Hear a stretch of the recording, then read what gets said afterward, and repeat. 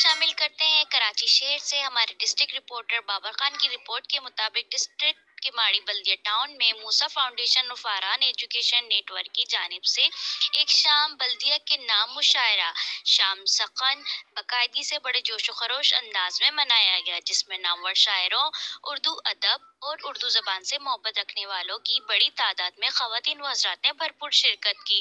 इस मुशायरे के स्पॉन्सर सर्राफ शकील और आसिम मूसा को कामयाब प्रोग्राम सजाने पर अवाम ने मुबारकबाद भी पेश की। में मारा जाऊंगा मैं कम शनास मुरव्वत में मारा जाऊंगा, मैं मारा जाऊंगा पहले किसी फसाने में, फिर उसके बाद हकीकत में मारा जाऊंगा। मेरा ये खून मेरे दुश्मनों के सर होगा, मेरा ये खून मेरे दुश्मनों के सर होगा, मैं दोस्तों की हिरासत में मारा जाऊंगा। मैं चुप रहा तो मुझे मार देगा मेरा ज़मीर, गवाही दी तो अदालत में मारा जाऊंगा, गवाही दी तो अदालत में मारा जाऊंगा। आता है मुहाजिर, बिखरे तो पूरे दुनिया में बनता है पाकिस्तान, सिमटे तो एक कायदे आजम मोहम्मद अली जिना में समा जाता है मुहाजिर।